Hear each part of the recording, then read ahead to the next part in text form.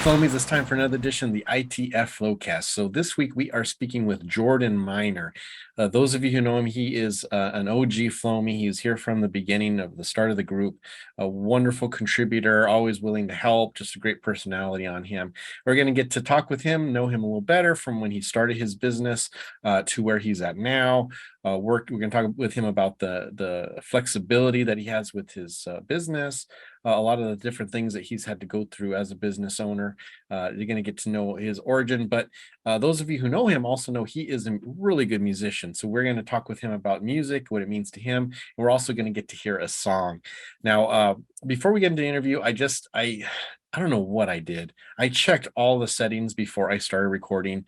And again, the beginning of the interview has bad audio quality on my end, and I don't know what happened. I verified everything, but I noticed it early on in the interview, so I did switch it. So the majority of the interview is good quality, but the beginning's messed up. So again, I apologize. I'm so sorry. I'm not like an expert on this, but I don't know why this keeps happening. The good news is, though, it is good quality when we listen to Jordan sing. So it should be great. We won't interfere with that. The other thing I just want to let you know, as you notice, we have not been putting out the Flowcasts in as regular as we used to. There's a few reasons for that. One, obviously I don't get paid for this. This is something we do for fun, and my business it's really busy. We've also had some staffing issues, so that has taken away some of the time that I've had to devote to the Flowcast. But the other thing too is I am going to be assisting the IWCA with their own podcast, which is called IWCA TV. We're going to work getting that set up.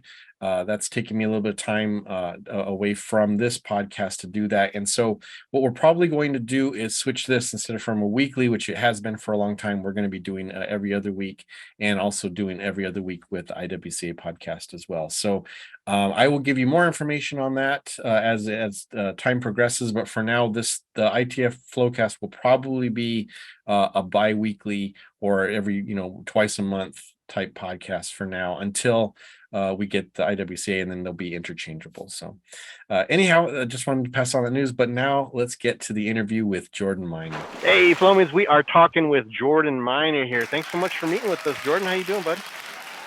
Not bad, Gabe. How are you? Oh, I'm doing very good. I'm so glad to be able to talk with you.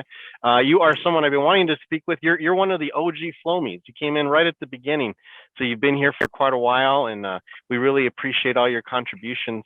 In fact, just so you know, you had made a post just recently, and you had commented about the struggle of, posting and having to wait a little bit because of the moderation.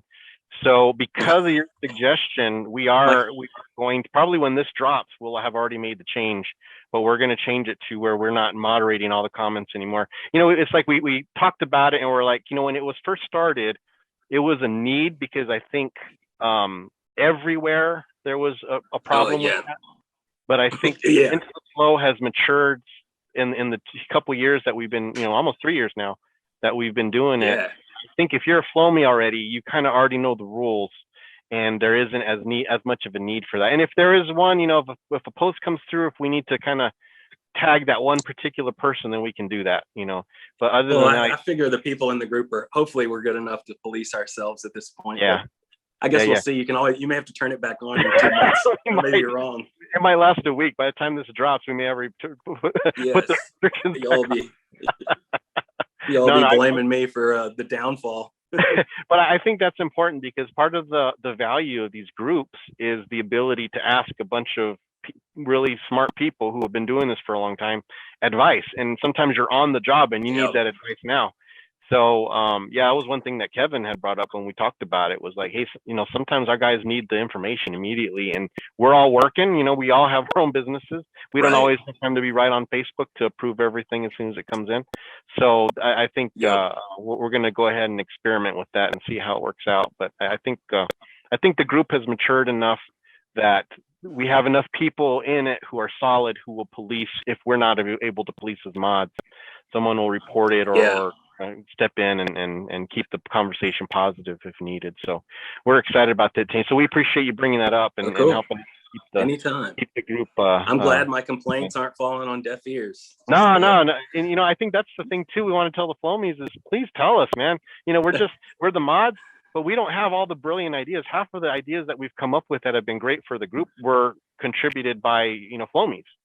And we're like, man, why aren't we doing that? It's almost like a no-brainer. Sometimes things are mentioned to us and we implement it. So we don't want people to think like, oh, we're the only ones who have control and make all the decisions. We're very open to ideas. So we appreciate people like yourself who are always thinking about how to make the group better. But just got to figure out how to get my wife to listen now. to hear my ideas out. Yeah. This is the first to just tell her, look, Gabe said I had a good idea, so honey, you gotta start listening now. That'll last a week too. Exactly. Well, hey, I wanted to talk a little bit about your beginnings. How did you get into the window cleaning industry? Was it something you had planned? Was it something you looked into, or did you like the proverbial fall into window cleaning? Yeah, I definitely fell into it. Let's see, I guess it was 2008. Actually, I got out of rehab and needed a change of scene and jobs. And a buddy of mine at my dad's church had a pressure washing and window cleaning thing. It's like, man, I got to do something different here. And so he put me to work. He's like, you run a pressure washer? I was like, sure, I can do just about whatever you pay me for. And so I did that, and and he was doing residential stuff in Austin. And so I eventually started doing some window cleaning with him and kind of learned the ropes. And, it was it was flexible enough. I was still doing music kind of semi full time, I guess, back then too. So it was a good fit. And, I guess that's how I landed in it, and ended up doing that for a few years. He was a nice guy and still a good friend, but as far as running a business or being a boss, didn't know what he was doing. That's a lot. Yeah. So I learned a lot actually from him on what not to do probably too. And ended up, he didn't have enough work to keep two of us going through the winter. So I got a construction job and did that for a little bit, and met another window cleaner in San Antonio that was working on this construction site. And I was about to move back down south. And so I ended up hooking up with him and doing commercial work. So, and that was almost 15 years ago, started out as an employee, and then, started my own, went self-employed, I guess about 6 years ago now. Yeah. I think that's a really good point. I tell a lot of people this too. I had some, two bosses who I really respected and who I learned from, and base a lot of my business practices on what they did.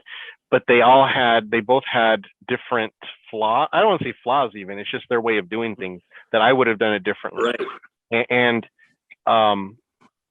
it's like, I think sometimes people have a bad employer, or someone like you said, who doesn't mean to be bad. It's just, they're just not good businessmen or they're not used to thinking about their employees, or how this would affect their employees, or how it would affect their business by treating their employees a certain way. But it's easy to be in that situation and to almost write them off as, oh, they're a bad boss, I don't want to have anything to do with them anymore, I wasted my time. But learning what not to do can be just as valuable as learning what to do. And a lot of things that I've implemented in my own business, either learned, one, because I liked the way it worked, or two, I did not like and so I did the opposite, or at least I did whatever I could to offset that. So that's cool that you recognize that, at least that you're able to. I don't know if I recognized it right away, but once I started working for the other guy, it was pretty obvious. I mean, I don't even remember ever using a new rubber. I mean, I'd never seen the other guy that ended up coming on with us later, who's still a good friend of mine. He was like, they make these things that will level out the ladder instead of us having to put a rock underneath this thing. Or, I mean, I'm sure you've been there. Yeah. It's just the stupidest, there was one, we did LaDainian Tomlinson, this pro football player. Yeah.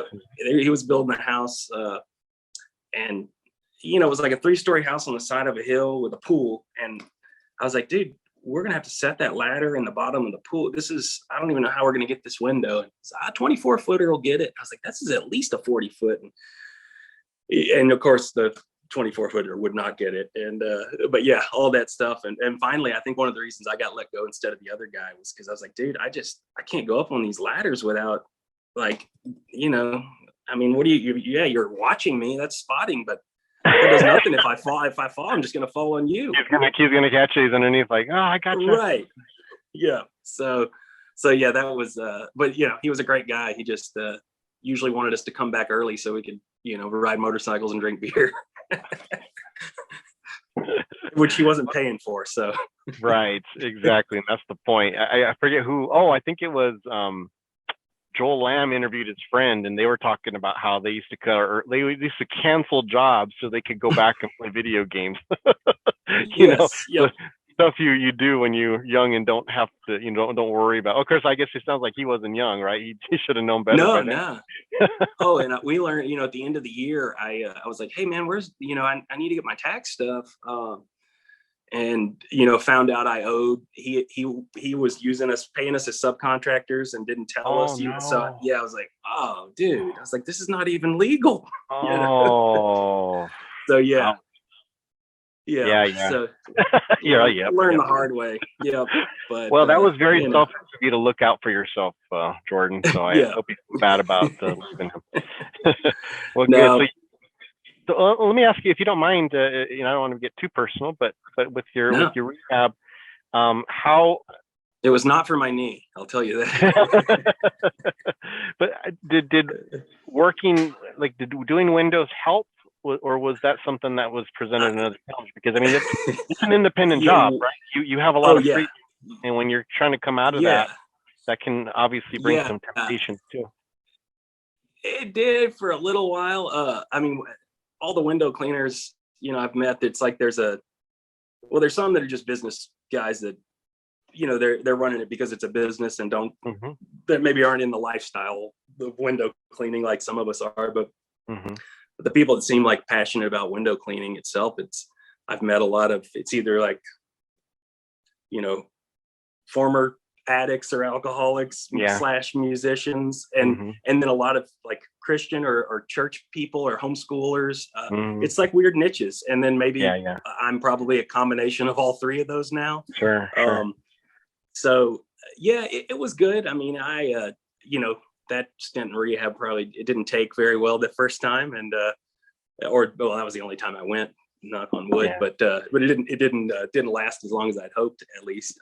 You know, I had to have kids before I figured that part of my life out, I think, but no, so it was probably, you know, no, I guess it was probably not good, because I figured out, you know, you got a little too much independence, and if you're working with somebody else with a habit and you decide you want to take your lunch break, you know, over in the hood and spend the rest of the day, you know, enjoying the window cleaning a little bit more, but probably not being as productive.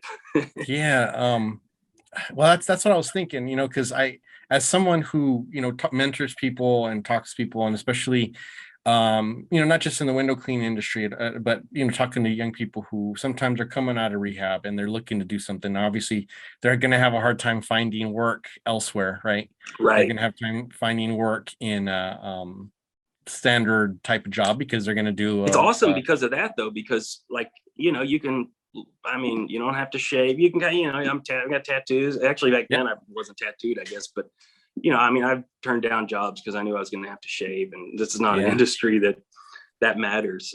So it's definitely a good, if you've got a good mentor, like if you got somebody like yourself that you're working for, it's an awesome opportunity. That's what I try to instill in them. Whatever industry they end up going towards is like, look, if you want to get into that, more power to you, but you gotta be around good people. Because because you could go to Wall Street and, you know, they're doing coke on the lunch breaks and stuff too. So it's you know, I mean, it's you know, it's the same, like we talk about it with our kids at school, and, you know, I tell my wife, I was like, look, this stuff, private schools, public schools, it doesn't, you know, private school kids can just afford better drugs sometimes. Absolutely. It's all out there. You just got to, you know how to watch for it.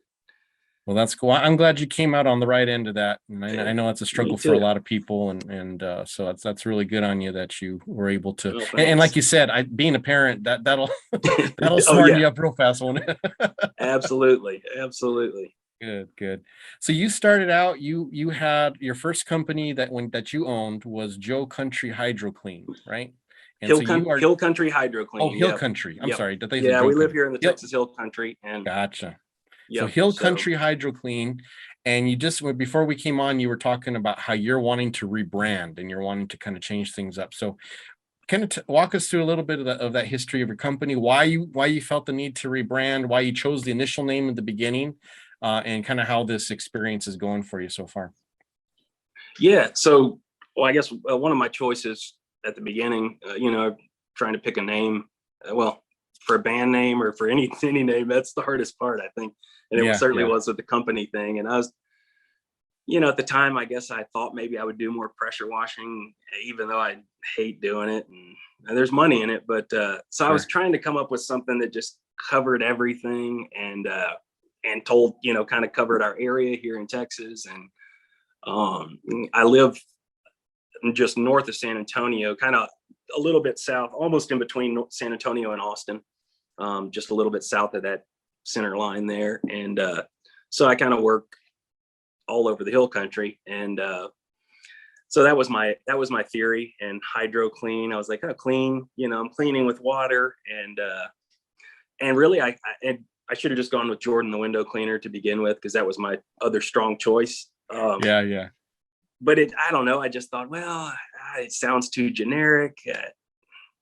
And I guess at the time, I don't know if I knew about Luke the window cleaner, but, or maybe that was, I don't know. You worry about, you overthink all this stuff. So, right. Oh yeah. I totally did too. Yeah. So, but then in fact, I kept that name longer than I intended to, because my buddy that did the logo was so awesome that I was like, man, this logo is great. But then I was like, I know this guy, he can do another logo that's probably just as cool or cooler. Sure. So I reached out to him a month or so ago, and he was like, man, I've got to finish up some stuff for Garth. Can you wait a couple of weeks? I was like, Garth Brooks or Garth from, from Wayne's World. Yeah, I was like, either one would be cool. Yeah. So yeah, he was finishing up Garth Brooks stuff. I was like, oh, wow, awesome. Yeah, I can wait on that. So so he just sent me new logo stuff, and sweet. So I got to get the new cards made and switch everything over. But I thought, man, if I keep waiting, the longer you wait, the harder it gets. Absolutely. Well, I had let me see if I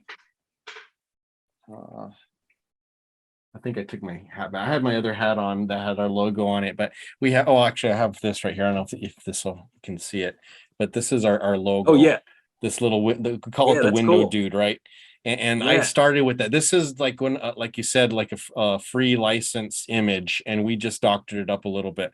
Anyways, about 2 years ago when we were doing our rebranding, I was like, oh, we got to change the logo up. We got to do this. And I had submitted, I got different, other little guys to replace him. Everyone had a fit. Everyone had a fit. There was like, no, you can't change the window guy. He's been with you forever. So we just made him a little cooler looking. We changed him up a little bit, but we kept the basic concept on it. So it just freshened it up a little bit. But like what you said, man, once it gets hooked, it's like there's a certain point where it's really hard to change without really making people upset.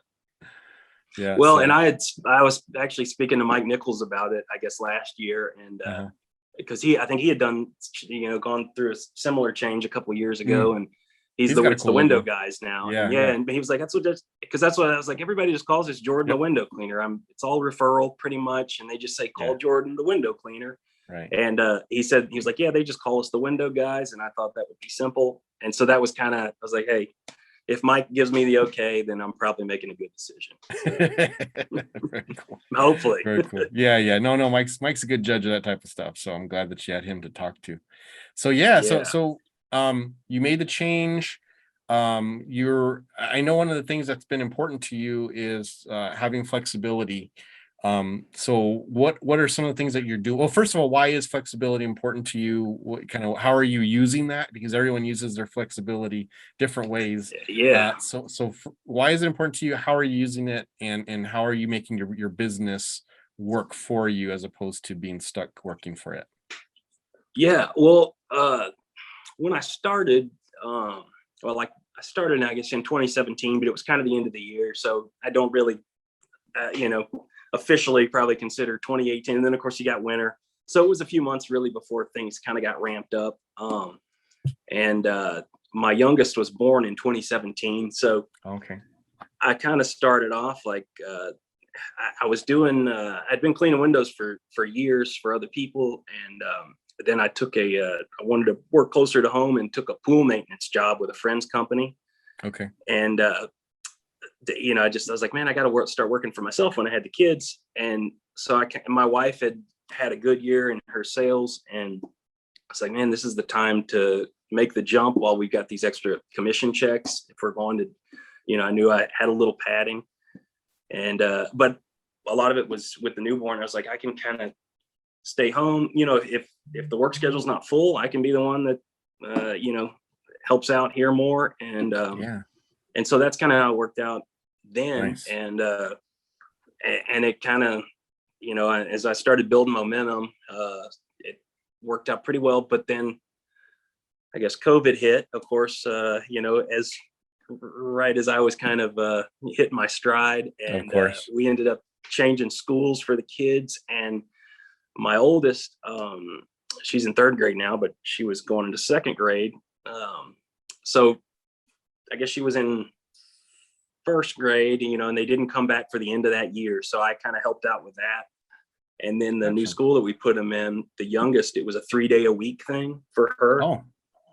So I started staying home.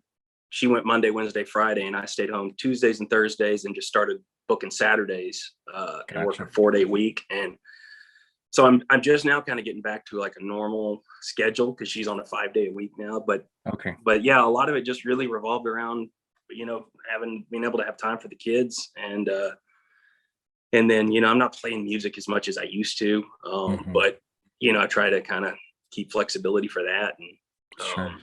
so, yeah, that's, probably, I guess, all the reasons anybody does it, but definitely for family, it's for sure. It's nice to have the flexibility for sure. So tell me what, how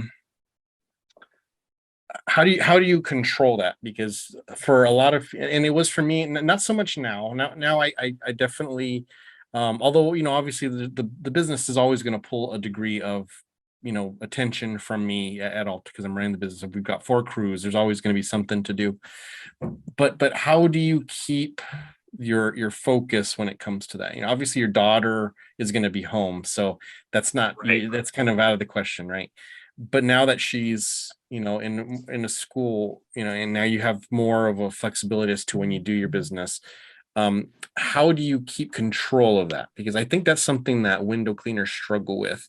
Yeah. A lot of the guys I talk to, all they do is just take jobs. Oh, yeah. Someone asks Yeah. yes, and they take it, and they take it, and they take it, and they're working Saturday and they're working Sunday, and then they don't know why they're dying, right? They don't know why Right. they're just burnt out. Oh, So yeah. so what do you do to keep that in check so that you're not burning yourself out now that you have the opportunity? My biggest thing, well, the best is referrals. So the second guy that I ended up working for, and I still actually help him with jobs. He had a stroke a year and a half ago, so I kind of helped him bail out some of his business. But a lot of my initial business came from him, and I just tried to keep it referrals and know what signs to look for. The bad customers, and so usually I try not to take those if they're too needy. And I never take a job the same week. Like, even if I have availability, I'll tell people I'm booked out at least 2 weeks usually, and I'll try to fit you in, which usually makes it look like I'm, you're like, oh, I'm so in tired. demand. Yeah, I'm swamped. And I mean, I've faked my way into that because now I am swamped. But but I'm also, I just, man, I guess the biggest, I love working by myself and not having to deal with people. And so those people, like, I value that so much that I guess I know what not to get into now. And Sure. I mean, I've certainly taken those jobs where you're just like, why did I do this? And I'm still guilty of it. Like, older ladies or something. I'm like, Right. I mean, some of it, of course, everybody does. But I mean, there's some that when I say older, I'm like, this is just a divorcee that just wants a deal. And I feel bad. I'm like, I shouldn't be given discounts or, all right, I'll fit you in. So now I've kind of just tried to really be firm about it. Like, unless Mhm. you're an awesome customer, you're not going to get in. At least it's going to be 2 weeks, you know. And so I'm Yeah. trying to train my customers. Yeah. And I think that's the key. One of the downfalls of being one of those hey, I'm right at your service kind of guys is that they get used to it. Yeah, exactly. And when you can do it is great, because boy, you come Yep. off as the hero and they love you and they're telling everybody about you. But then your daughter's got a thing you got to get to, and they're calling you up, Friday, afternoon, saying, Yep. oh, Jordan, oh, I got this big event on Sunday. Oh, you got to save me, please come and do my Yep. windows. I'm sorry I didn't call you a week ago, but and now you're just like, oh, and so you do have to set those expectations, and Yeah. and if you can do that, and again, those are the customers you want to keep, right? Those who respect your time Exactly. and want you to spend time with your family and don't want to pull you from that. The ones Yep. who get mad that you don't drop everything for them. Oh yeah. Those are the ones who are going to, you don't want them, because they're going to leave the bad Exactly. reviews for you. You can, Yep. spill blood for them for, years. Oh And then yeah. the one But the minute time you don't show up, yep. They're Yep, like, I've had because they'll those. call the next guy that will jump Mhm. through the hoops. And Yeah. yeah. And I learned that playing music. Like I'm like, man, if I take these, I mean, if I'm playing at some little piddly sports bar, then why is this, nice music venue down the hall? They don't necessarily need me, because I know, I don't know. So I learned, I guess, some of that it's like, yeah, you jump through all these hoops to try to make ends meet. And sometimes you're better off holding out and waiting for, one big thing. It always works itself out in window cleaning. I don't, it just manages to. Yeah, for reals. I think that's an important lesson to learn, and it's not, you don't learn it right away. Right. You have to 'Cause take those jobs too. You got to learn it the yeah, hard way. yeah. And in the beginning, you absolutely have to take those, right? Because you got to get established. But I think, people always say, I want to have my own business because I want to have control over my schedule. But yet, the moment that you have the opportunity to exercise that control, you don't, because you Right. don't want to chase off the customer, or you want to be the hero, or whatever. There's a million reasons why you take those jobs when you should be saying no to them. But it's okay. Why did you start your own business? It's to have control of your schedule. So are you going to control your schedule? Yep. And that's the lesson that is sometimes hard to learn. And Yeah, it's hard to absolutely. say no to those dollars. I know. It's Well, like, I guess the blessing and the curse of being a solo guy too is that, like, trying to get to all these estimates. I mean, if you're not out doing it, but sometimes I'm like, man, I just gotta. If they can't wait, then I'm not the guy for them. Or, Yep. And when is window cleaning ever an emergency? I mean, exactly. It's usually not. It's people just think it is. So, or it's it's their bad organization, right? exactly. They're having a huge event on Saturday, but they don't call you until Wednesday. So exactly. it's like, well, look, I mean, if you would have called me last Wednesday, I probably would have been able to fit you in. This Wednesday, you know what? I'm not working on a Saturday. I'm sorry. I'm not coming in, and so you shouldn't feel like you have to, have an imposition put upon you because they thought last minute about doing the windows. Right. That's not my fault. And so Exactly. again, it's that control. You can say no, but so many people feel obligated to say yes. Well, and I drove to an estimate 2 days ago that I knew they wanted a roof wash. And I was like, I know it's going to be too big. I don't want to do it.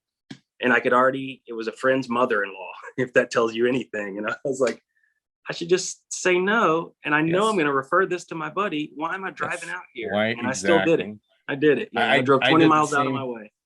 I did the same thing, not quite that far, but it was a friend. He used to. I actually bought his business from in town. Cool. He moved to Kansas City, I think. I keep forgetting where he moved to.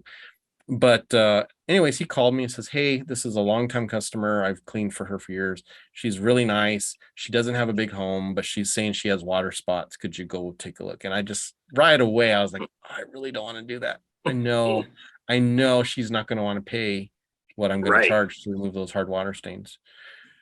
I went, it was, again, nowhere near. And she talked my ear off for an hour. I stayed there for a whole hour talking with her. And of course, she thanked me for taking the time, but I'm like, Well, she didn't I tip didn't you want to though, do this. probably for that hour. Yeah, exactly. You can thank me with, $50 for my time here, but Yep. yeah, it's just one of Uh, those things where you have to, it's okay to say no, and you have to allow yourself to yep. be able to do that, even if you come out Yep. looking like the bad guy in their eyes. Your time is more valuable. Right. And usually those people that are that demanding, like you don't want to deal with them. They're not going to be a long-term customer anyway. They're And not, so it's like, and what they're am I not going going to to, pay even if anything. they get their feelings hurt, right. Mhm. Even if they get their feelings hurt, why it's no, but it's Yeah. easy to say here, sit here and talk about it, but I'll probably still make the same Yeah. mistake next month. Yep. Well, the I last thing I just, really, oh, go ahead. I'm sorry. Go oh no, I was going to say, I just try to spread those mistakes out a little bit more. I'm getting better at it, and being busy too. I'm just, because, a lot of it was just like, it's like, man, I'm losing money. The jobs I could be doing, where there's a term for it, I can't think of it right Yep. now. You probably know it. Sunk cost. Yes, it's No, it's the sunk costs, or sunk cost fallacy, that you've already exerted yourself at a yes, certain thing. You have the need to go through with it because you feel like if you don't, you've wasted whatever you put into it. Yeah, and that exactly. ruins a lot of businesses. Yep. And Just then as so because the estimate, so you accept the lower lower Mhm. cost job, and you're losing money on something that would have Yep. paid you double. Yep. Yeah. So Classic example of that, we had all the Chipotles in Tucson, and we cleaned for them. And when I got the job, I was still real small, so I gave them a really good deal. I mean, because it was good for me. right. I had income, that I could count on, regardless if it was raining, regardless if it ever was slow. I could count on that, and it was like a $1,500 check. I mean, it was nothing to laugh at the end of the month. Right. We cleaned them weekly. Yeah. Oh yeah, Um, monthly. Yeah, for sure. so we, as a single owner operator, that was great. But then once I started hiring, and now I'm sending people to that job, well, now the actual profit was very razor thin. Yeah. But of course, you still have those feelings because you remember those times those checks saved you from starving Right. that month, or paid your mortgage or whatever, and you have that emotional attachment to that. And so it came to where I had raised prices, and they were asking me to go back down to the price to what I was charging. They're like, no, you're raising it beyond what we can pay you. Please go back to what we were, keep our old deal. And I was so tempted to say yes to it because I did not want to lose that account. And then Right. I said, no, sorry, this is my prices. If you can't, they ended up just doing it in house. They didn't even hire another Oh yeah. company. They just Yep. bought window, and of course the windows look like that too, right? Right. You can tell still But probably. it opened up all of Yeah. these hours during the week that now I could have residential there. And Yep. I And didn't, probably pull in $1,000 with a 2-man crew that was absolutely. jumping through hoops to make 300 or 400. Absolutely. Because, and then not only that, but because they had to be done by a certain time, because I couldn't be Oh cleaning when they yeah. were open, that I had to do Yeah. my whole schedule around them. I mean, so much revolved Yeah. around them. And I just didn't realize how ingrained it had gotten into my business. And once I said no to it, it was almost like a boost to my business, because I had Right. all of this higher profit income now coming in that I had, because of my attachment to the sure thing, I Yeah. lost that opportunity to make more money. And that's an important lesson to learn Well, as well. But that's also part of knowing your worth, yeah. knowing what you Well, that makes me feel good want to because I make. just lost one. I had a property company contact me, and they're putting in these new buildings, and it would be in town. A lot of my work is in San Antonio, which is Mhm. 15 or 20 miles south. And I was like, man, it would be great to get commercial work in town. And I was trying to cut them a deal. They wanted monthly, which I was like, you probably only need quarterly or maybe every other month. And I went as low as I could, and lower than I probably thought I should have. And then they said, hey, go back and bid this other building too. We've got another. So I was like, cool, they like this price. I'm going to, and then nothing. And I finally reached out to the lady again, and, oh yeah, we actually just got somebody to do a one-time clean. And I was like, so they're, all this stuff. And even my wife was saying, like, maybe lower it a little bit more. So it's a sure thing. But I was like, man, I will be kicking myself Yeah. out there in the heat doing these jobs, thinking Mhm. about the other jobs I could be making more money That's it. on. Absolutely right. Absolutely right. So, but it stung to not get it. Yeah. So, Yeah. but yeah, that makes me feel better about, because I probably would have been in that same spot. Yep. So, Well, and that's it. Just balancing the business decision with the emotional decision, right? yep. And trying, because look, I'm a guy with the heart. Sometimes I do make the emotional decision, like you mentioned earlier. Right. There's the widow who Oh yeah. Yeah. can't afford, and they need or I've had a long relationship. They've been there for me at the Right. beginning. Those are people I'm going to make a hard decision on, and Yeah. Oh yeah. if the business doesn't make a profit, I don't care, because Yep. they're important or whatever. But there's other times where you have to make the business decision, and you can't let Yep. like you said, the sting of being rejected or the sting of being told, Right. oh no, what you have to offer is not worth that. This is what it's worth to us. And that's when you have to have that confidence and say, I know what I'm worth, and I am not worth that. So Exactly. yeah, you can go find someone else who will do that for that job, and hey, more power to them and more power to you. Yep. I'm going to stick to the customers who want to pay what I'm worth. Well, and the good ones I found will, because I've raised my Yes. prices some recently, and I didn't on the older customer. And Mm-hmm. some of my long-term customers, they're like, "Well, I'm surprised." They said, "We ought to raise ours too," and I was like, Absolutely. "Nah, Absolutely. you're fine." And they end up tipping. Yes. I'm like, "Hey, it's y'all are grandfathered in. I'm okay on this, but I appreciate it." And Yeah. but they appreciate the work and will Absolutely. compensate. And That's the thing, man. I'm kind of an evangelist for price raising, because it made such a huge difference to my business, and I was so oh afraid to yeah, do it for so long, and I didn't want to scare customers away, and I still had the mentality of, I'm a small business. I need to, I got right, to hang on to the company or the business that I have, the customers that I have at all costs, because this is my foundation. If I lose them, my whole business is going to crumble. And I would never say those out loud, but that's how I felt. And it wasn't until right, some of these IWCA meetings or conventions that I went to, where I talked to business people, and they just say it to you bluntly, like, dude, if you are not raising your rates, you are losing money, because inflation exactly. will go up regardless. And now, I mean, inflation is Yep. huge right now, right? And Yeah.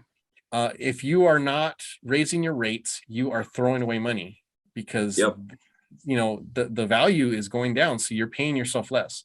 And once I Yeah. got that through my skull, and again understood that my quality, my dependability, my good reputation, it was a commodity that I should be charging Right. for, then Yes. that gave me the confidence to go through and just raise rates, and some of them as Yep. much as 20 to 30%, Well, and because you want to drop the really, I would raise them so much that, because I want to weed out the customers that I really yes, like. I need to be at the next tier.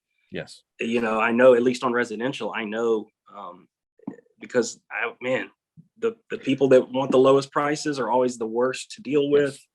yes. And yeah, it just like you said, you're chasing yourself. Yep. And it's just too stressful. And the thing too that you have to realize is that you're in the business, over time. You should be making more money, right? Over the Right. years, if you're a good window cleaner and you do good work, you would expect to be making more profit every year, or at least a growth pattern over a certain Right. number of years. But you can only do that one of two ways. You can either, one, if you stay a single owner operator, you have to raise your prices. No way Right. around it. Or you have to hire people, so you've got more people working, and Yep. then you're gonna make money off of them. Those are the only two ways of doing it. So if you don't have any Right. intention of hiring, you have to raise your prices. And that's what I keep telling people, because I get it, because I was there. I just the Yep. thought of raising price, maybe like I'd raise it $5-10, and that was okay. Right. And I'm like, no, I mean, I went in there, and some of them $50, $70. And these are bigger house, and even then they're higher, they're paying more, but they're still not the rate that I would estimate Exactly. a new job, right? So Yep. it's like it's a hard thing to do it, because it is a pure business decision, and Yep. there can't be any emotion in that. So And it's more obvious in residential too. Like I yes, do, and I prefer doing commercial work. But part of it is because I know I'm good and I'm fast, and yes, I can knock out, a ton of windows in a day and make good money on commercial.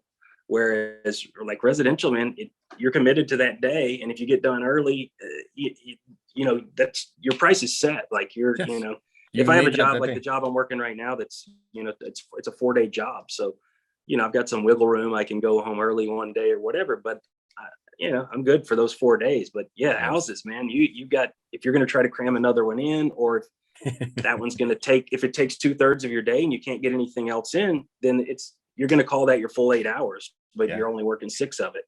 Yes. And exactly. and when it doesn't pay, so that 6 really needs to pay for the 8.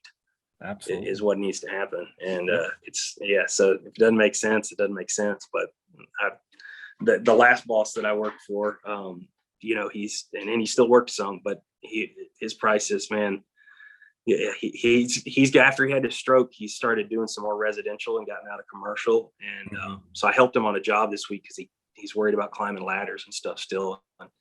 So I try to help him as much as I can because he's been awesome. But I told him, he's like, well, so what do you charge for residential now? And it was like double what he is. And so he raised it, and he was like, they didn't blink. I was like, I told you, man. Yeah. You could have been doing this for years. Yeah, I had a friend of mine who he actually worked with me for a little while. He had a business, but he was struggling with it. He just really wasn't growing. He wasn't making what he needed for it. So he asked me if he could come on with me for a little while. I said, yeah.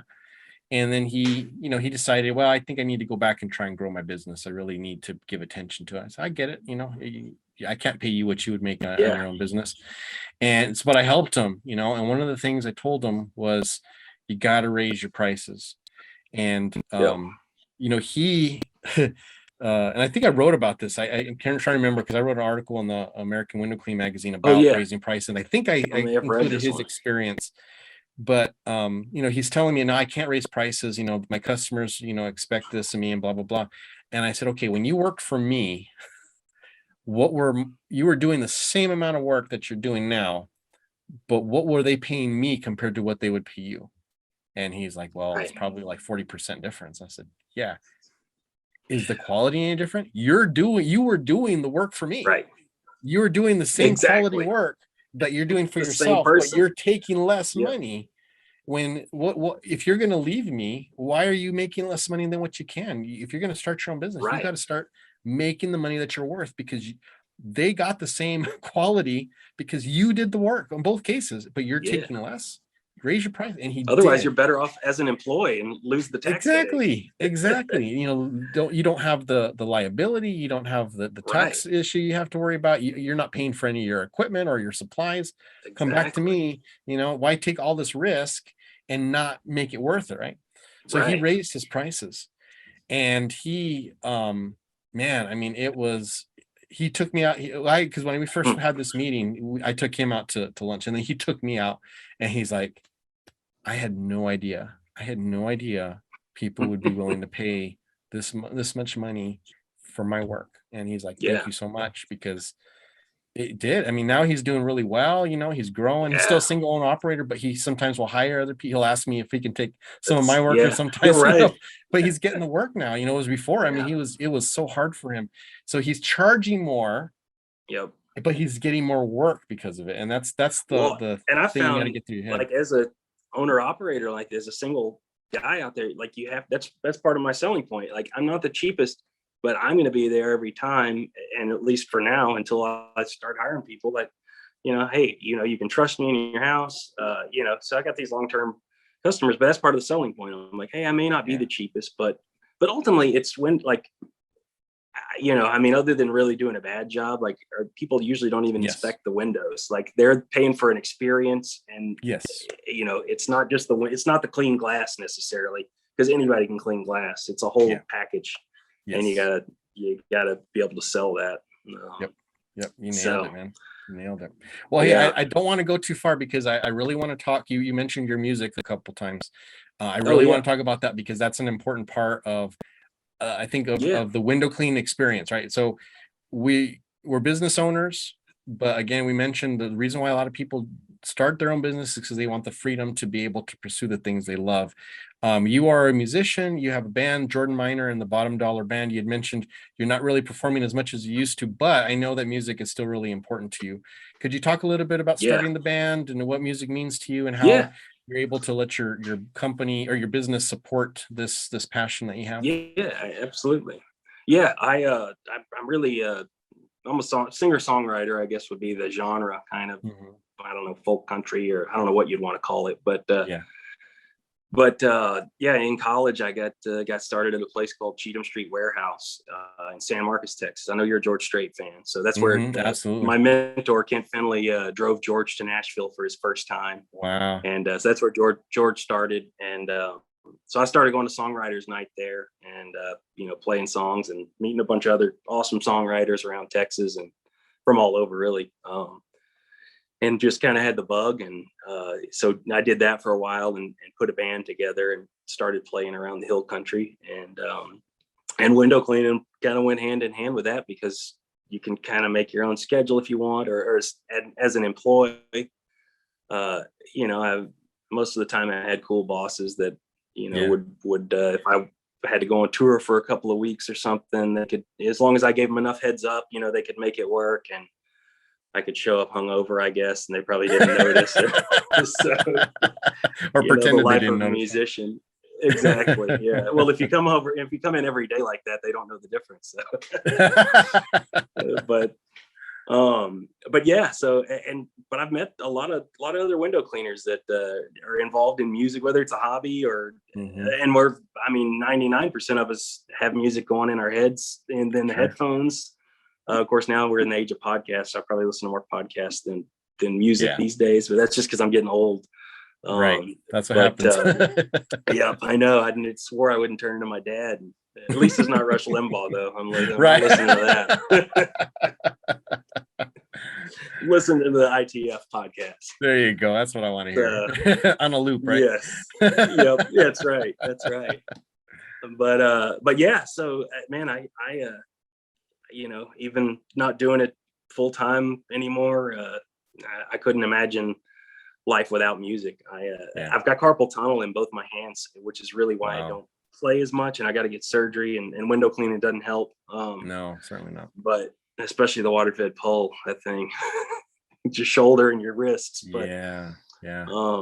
unfortunately, I'm mostly a trad guy, so doesn't I'll get the trad water fed debate going. But no, I'm really trying to get my kids.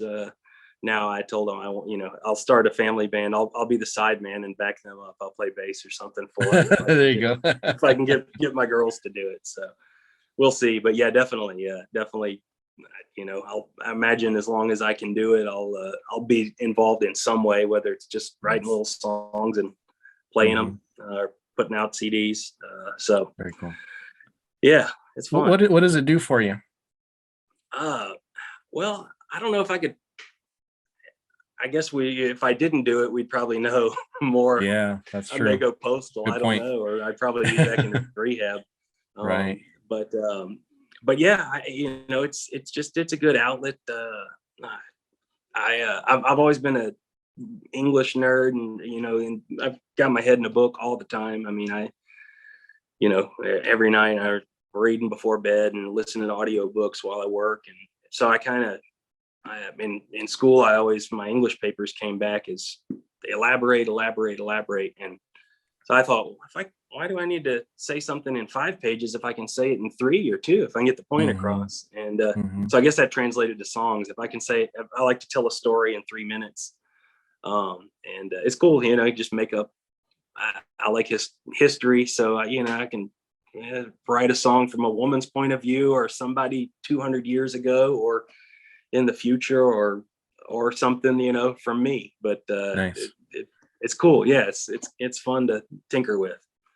Nice. Well, I got to listen to a lot of it today while I was working, just in preparation for our interview here. I really liked it. I mean, like you said, I'm a big George Strait fan. I like the old style country, and I go back Willie Nelson and Hank Williams, and I love that's why I grew up listening to my dad. I wake up Sundays and my dad's listening to Marty Robbins, in the background. Yeah. Oh yeah. That music brings you're back out in a Marty lot Robbins country kind of. Yeah. Yeah, exactly. And so we desert music. your sound is very much like that. It's kind of harkens back, because I turn on the country station sound. I'm just it's like, bad. It's so bad. And I it's love, so, I mean, I'm a diehard gangster rap fan. I mean, yeah, but this new stuff, it's like a bad hip hop track with a banjo. I don't even yeah, know what I'm like. yeah, This is yeah, like, please, just give me some Hank Williams or give me some Tupac. yeah. But let's not try to mix the two. Right, right. Well, I'm gonna play a song on here that I really liked, and I think you mentioned it was going to be on an album that you're putting out, or is it out already, or what's the Yeah, deal with so it? I think this one is it's an album. I produced it, and let's see, I wrote a song that's on the album, and played bass on it. It was for a friend of mine that actually passed away last year, and he never ended up releasing the album. So we're trying to put the finishing touches on it and get it released here. So this is, I think the one you're playing is the title track on that album, and Okay, it's and called that's Two Packs and a Hard Knock. yeah, Two Packs and a Hard Knock. And so when do you think this might be out for purchase? I'm hoping this year. I've talked to the people about, I want to get it pressed on vinyl, get some records made. And so I got all the money set aside for it, and trying to deal with life and a business in between. Sure, of And I've course. got another 2 albums of my own that I've been sitting on that I need to release. So I'm trying to juggle all of it and figure out what needs to go out first. And but Awesome. we got to finish up some artwork. And so my goal is to have it by the end of this year, Okay. to have that one out. So Well, we'll see. once you got the vinyl press, please let me know. I'd love to I buy a will, copy yeah. because I have a little record collection. Not anything Oh, super cool. Yeah. terrific, I'll but I send you got one. some. I got a Kenny Rogers one, that old Gambler one with the gray. Oh, yeah. That's my favorite. Yeah. So Yeah. anyway, I'd love to add that on there, but let me go ahead and play that here. So we'll get this set up. Cool.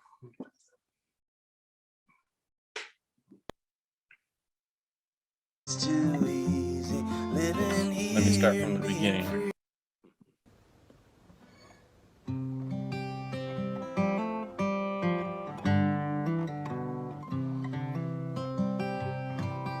This coffee needs an ashtray. The cigarette needs a cup.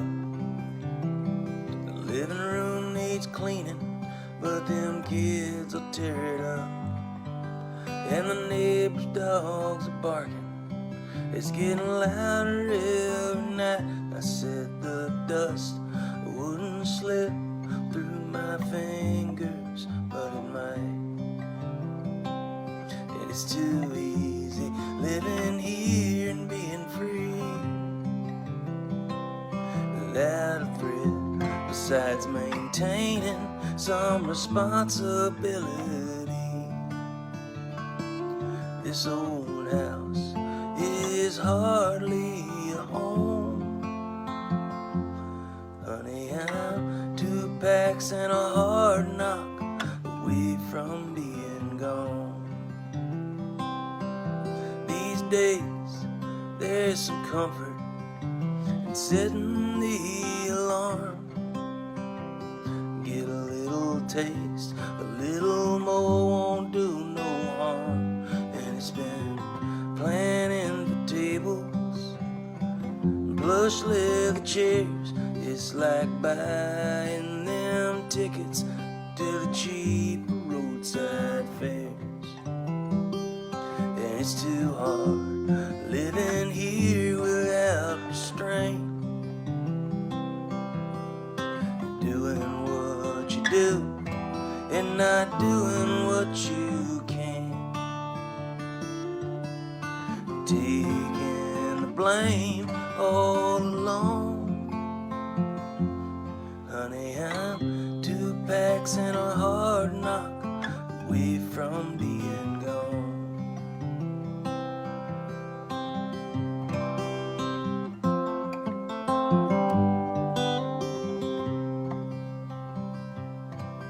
It's a roaring of the highway on the backs of every door. It's constantly reminding me of where you wish you were. And that black book's filled with numbers, and there's pills to calm them nerves. There's bottles and loose pages and a purpose no one serves. And it's too easy living here and being free without a threat, besides maintaining some responsibility. This old house is hardly a home. Honey, I'm 2 packs and a hard knock away from being gone. It's too hard living here without restraint, doing what you do and not doing what you can. Praying in the bedroom alone. Honey, I'm 2 packs and a hard knock away from being gone. Praying in the bedroom alone. Honey, I'm 2 packs and a hard knock away from being gone.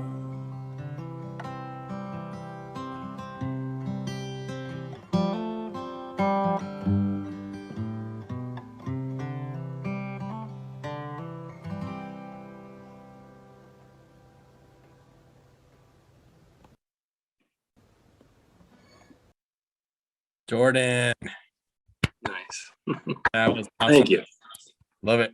Love it. That was great. I Thank you so appreciate it. much. Thank you so much for Yeah. coming on, man. So Yeah, yeah, thanks please for let me having know when that drops. Cause that's I will. if that's I'll put a sign special of how the- request in for the Flow Me advertising. I'll get my Absolutely. Absolutely. Well, thank you again, man. Really appreciate not only your coming on here, but also your help with the group as well. You've always been a great contributor. Y'all are the best. All right. Yeah, thanks so much. definitely. My favorite group. Yeah, well, it's mine too. So I'm a little biased, but it's as long as we got guys like you in it, it's always going to stay that way. So thanks Y'all again keep for your doing time. it. Y'all are awesome. Yeah, Yeah. thank you, Gabe. And thank you, Foamies, for listening. We really appreciate all of your support as well. So you guys take care. Have a great weekend. And as always, flow on.